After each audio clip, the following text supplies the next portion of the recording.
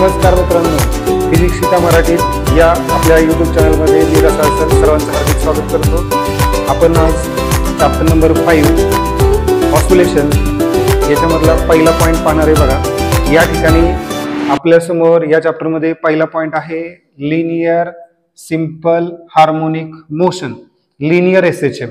आता लिनियरचा अर्थ काय? स्ट्रेट। स्ट्रेट म्हणजे काय? सरळ, बरोबर। सिंपल म्हणजे काय? साधं। आणि हार्मोनिक मोशन, मोशन म्हणजे गती। आणि हे जे हार्मोनिक जो शब्द असतो तो काय असतो? इन्क्रीजिंग ऑर्डर आणि डिक्रीजिंग ऑर्डर मध्ये एखादं फंक्शन असेल तर ते हार्मोनिक फंक्शन, म्हणजे जसं की साइन फंक्शन असेल, कोसाइन फंक्शन असेल तर त्या दोघांना ट्रिगोनोमेट्रिक फंक्शन म्हणतातच, पण त्याला आणखी काय म्हणतात? Harmonic function. हे लिनियर एसएचएम म्हणजे नेमकं काय, त्याची डेफिनेशन आज आपल्याला पाहिजे। आता बघा, लक्ष द्या, डेफिनेशन काय लिहिली? Motion of particle in which force acting on particle is directly proportional to displacement and oppositely directed to the displacement is called as linear simple harmonic motion। आता बघांनो, याचा अर्थ काय ते समजून घ्या। आपण समजा शिलाई मशीनची सुई घेतली, बरोबर, तर त्याच्यामध्ये सुई काय झालं? एक पार्टिकल झाला। आता त्या शिलाई मशीनची सुई कशी असते? Up down up down up down या पद्धतीने त्याची मोशन असते, बरोबर आहे का? म्हणजे एक तर मोशन स्ट्रेट लाईन आहे, लिनियर मोशन आहे, बरोबर आहे का? पण ती वरती जाणार, पुन्हा अबाउट देअर मीन पोझिशन, पुन्हा खाली येणार, vibrate about their mean position. म्हणजे पार्टिकल हा काय होतो? लिनियर एसएचएम मध्ये व्हायब्रेट होतो अबाउट देअर मीन पोझिशन। हे एक एक्झाम्पल झालं। दुसरं कुठलं? झोपाळा। झोपाळा किंवा पाळणा, बरोबर का? किंवा सिंपल पेंडुलम। हा समजा पार्टिकल आपण इथं कन्सिडर केलेला असेल, ही दोरी आहे, बरोबर। याला तुम्ही काय केलं? डिस्प्लेस केलं। कुठं? डिस्प्लेस पोझिशनला, कुठं? इथं, बरोबर का? मग डिस्प्लेस पोझिशनला सोडलं की तो इकडे जाणार, इकडे येणार, इकडे जाणार, इकडे येणार। मग टू अँड फ्रो, इकडं तिकडं त्याचे मोशन राहणार, मागं पुढं मागं पुढं। मग ही मोशन सुद्धा काय? Linear simple harmonic motion. त्यानंतर घड्याळाचा दोलक असतो, पेंडुलम असतो, तो सुद्धा या पद्धतीनं मोशन करतो, बरोबर आहे का? मग लिनियर एसएचएम कशाला म्हणायचंय ते समजलं का? की ज्यामध्ये किंवा ज्या मोशन मध्ये पार्टिकल व्हायब्रेट होतो अबाउट देअर मीन पोझिशन, बरोबर। ही एक गोष्ट। दुसरी गोष्ट काय?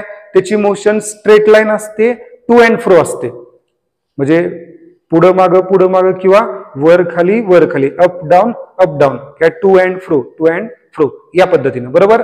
किंवा आणखी एक गोष्ट सांगितले की पार्टिकल वरती जर तुम्ही फोर्स लावला तर फोर्स लावलाय या बाजूला, बरोबर आहे का? असा, बरोबर। डिस्प्लेसमेंट कुठे होणार? इकडे होणार, बरोबर। किंवा डिस्प्लेसमेंट इकडे झालं तर बॉडी इथं थांबत नाही, ती कुठे येते? खाली येते। कुठे येते? खाली येते। मग तशा प्रकारचं एक एक्झाम्पल तुम्हाला दिले, बरोबर। बघा, आता या ठिकाणी काय सांगितलंय की एक स्प्रिंग आहे आणि हे रिजिड सपोर्ट आहे। रिजिड सपोर्टला ही स्प्रिंग काय केली? आपण फिक्स केली। आणि हा जो ब्लॉक आहे तो ब्लॉक आपण त्याला अटॅच केलेला आहे, त्याला काही पर्टिक्युलर मास आहे, बरोबर। पहिली कंडिशन काय आहे? अनस्ट्रेच्ड कंडिशन, म्हणजे या स्प्रिंग मध्ये कोणत्याही प्रकारचा फोर्स नाही किंवा या ब्लॉक वरती कोणत्याही प्रकारचा फोर्स नाही, म्हणजे total force acting on the block is 0, बरोबर। म्हणून नेट फोर्स काय म्हणले? 0 म्हणले। दुसरी कंडिशन आपण काय घेतली? स्ट्रेच्ड कंडिशन, म्हणजे आपण काय केलंय? या ब्लॉकला पकडलं आणि कुठं घेतलं? या बाजूला, म्हणजे या ब्लॉकचं डिस्प्लेसमेंट ही त्याची मेन पोझिशन आहे। मेन पोझिशन पासून टुवर्ड्स काय झाली? राईट। कुठं झाली? Towards right. आता हा ब्लॉक आहे, मी या बाजूला ओढल्यानंतर त्या ठिकाणी ही जी स्प्रिंग होती ती काय झाली? ताणली। काय झाली? ताणली। मग स्ट्रेच्ड कंडिशन झाली। आता या ब्लॉकला मी असं पकडून ठेवले आणि सोडल्यानंतर ब्लॉक कुठं जाणार? या बाजूला जाणार। समजा आता आपण असं मानलं की या ठिकाणी एक रबर आहे आणि त्या रबरला आपण काय लावलं? एक छोटासा दगड लावला, बरोबर। रबरला मी इकडे ओढलं आणि एखाद्याला पलीकडे उभं राहिलं तर मी टार्गेटवरती मारू शकतो का? मारू शकतो। मग दगडावरती जो फोर्स तयार झाला तो कशामुळे झालाय? स्ट्रेचिंगमुळे, बरोबर। या स्प्रिंग मध्ये जो फोर्स असेल तो इक्वल टू 0 असेल का? इथं जसा नेट फोर्स 0 होता तसा इक्वल टू 0 असेल का? नाही। तर या स्ट्रेचिंग फोर्स तयार होणार आहे या स्प्रिंग मध्ये, बरोबर। कशामुळं? कारण हा ब्लॉक काय केला? आपण राईटला डिस्प्लेस केला, बरोबर आहे का? पण या ब्लॉक वरती असणारा फोर्स कुठे? Towards left. कुठं असणार आहे? Towards left. या ठिकाणी आपण काय सांगतोय बघा, फोर्स आणि डिस्प्लेसमेंट हे दोघं एकमेकांना अपोजिट डायरेक्शन मध्ये आहेत, पहिली गोष्ट। आणि दुसरं म्हणजे काय? आता लक्षात घ्या, ब्लॉक मी थोडासा इकडे घेतला सोडला तर थोडा वेगानं पलीकडे जाईल, बरोबर, कमी वेगानं. पण मी जर जास्त ओढलं तर काय होणार, जास्त वेगानं पलीकडे जाणार. याचा अर्थ काय, फोर्स हा या डिस्प्लेसमेंट वरती डिपेंड आहे. डिस्प्लेसमेंट जास्त झालं तर फोर्स काय राहणार, स्ट्रेचिंग फोर्स जास्त राहणार, किंवा त्या ठिकाणी डिस्प्लेसमेंट मी कमी केलं तर फोर्स काय राहणार, कमी. म्हणजे काय, force and displacement both are oppositely directed each other and it is directly proportional to the displacement. Force काय आहे, डायरेक्टली प्रोपोर्शनल आहे आणि अपोजिट डायरेक्शन मध्ये आहे. म्हणून आपण काय मानले, ज्या मोशन मध्ये पार्टिकल वरती असणारा फोर्स हा कसा आहे, डायरेक्टली प्रोपोर्शनल आहे आणि अपोजिट डायरेक्शन मध्ये, त्या मोशनला काय म्हणतात, लिनियर एसएचएम. तिसरी कंडिशन बघा काय केली, इथं ब्लॉक होता,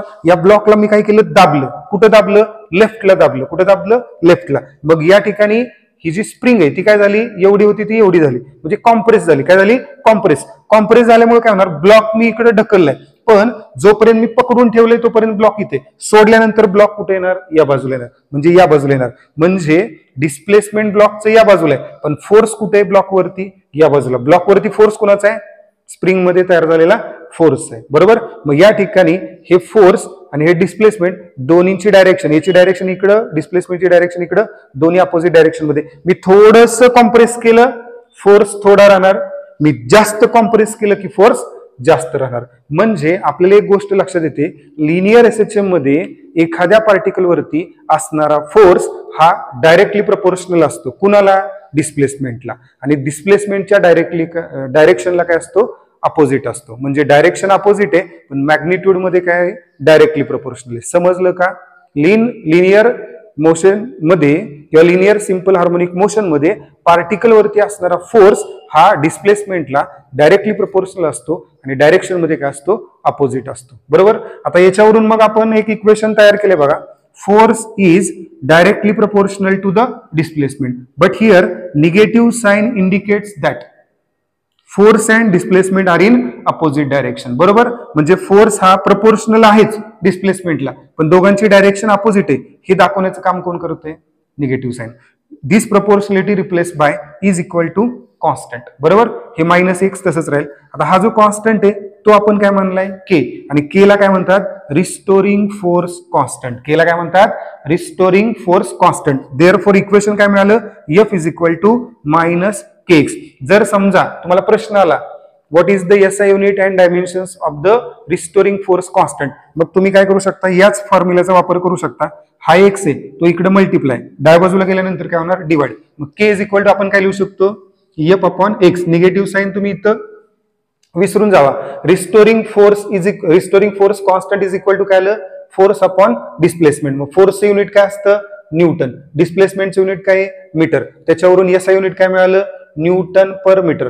CGS unit of restoring force constant. न्यूटनचं काय होणार, डाइन. मीटरचं काय होणार, सेंटीमीटर. म्हणजे काय आलं, डाइन पर सेंटीमीटर, बरोबर. आता तुम्हाला डायमेन्शन शोधायचे. डायमेन्शन शोधण्यासाठी मी काय केले, या न्यूटनची व्हॅल्यू टाकली, किलोग्रॅम मीटर पर सेकंड स्क्वेअर. कारण फोर्स इक्वल टू काय आहे, मास इंटू ऍक्सेलरेशन. मग F न्यूटन, मास काय येणार, kg, आणि ऍक्सेलरेशन काय येणार, मीटर पर सेकंड स्क्वेअर. म्हणजे मी न्यूटनची व्हॅल्यू काय टाकली, किलोग्रॅम मीटर पर सेकंड स्क्वेअर. आणि छेदामध्ये काय आहे, मीटर. मीटरला मीटर कॅन्सल, kg ची पॉवर 1 आणि सेकंडची पॉवर 2. त्याच्यावरून डायमेन्शन काय आले, kg 1 असल्यामुळं m⁻⁴ मीटर 0 झाले त्यामुळे l⁻�0 आणि सेकंडची पॉवर +2, पण कुठे आहे, छेदात आहे, त्यामुळे t⁻² काय येणार, -2. अशा पद्धतीने तुम्हाला क्वेश्चन येऊ शकतो. Define linear simple harmonic motion and state SI unit, CGS unit and dimensions of restoring force constant. मग त्यावेळेला तुम्ही काय करणार, तर डेफिनेशन लिहिणार, force acting on particle is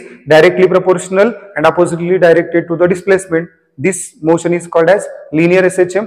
आणि रिस्टोरिंग फोर्स कॉन्स्टंटचा फॉर्म्युला काय आहे, k is equal to F upon x. Therefore is SI unit newton per metre, CGS unit dyne per centimetre and dimensions m⁻⁴, l⁻�0, t⁻². लक्षात घ्या. जर आपले video आपल्याला आवडत असतील तर नक्की आपल्या व्हिडिओला जास्तीत जास्त विद्यार्थ्यांपर्यंत शेअर करा, लाईक करा आणि सबस्क्राईब करा. आपला चॅनल जर आपण सबस्क्राईब केलेलं नसेल तर तुम्हाला अजून नवनवीन व्हिडिओ पाहिजे असतील तर आपल्या चॅनलला शेअर करून टाका, सबस्क्राईब करून टाका, लाईक करून टाका. आणि जर तुम्हाला या ठिकाणी जास्तीत जास्त फिजिक्स समजून घ्यायची इच्छा असेल तर नक्की चॅनलला भेट देत चला. थँक्यू.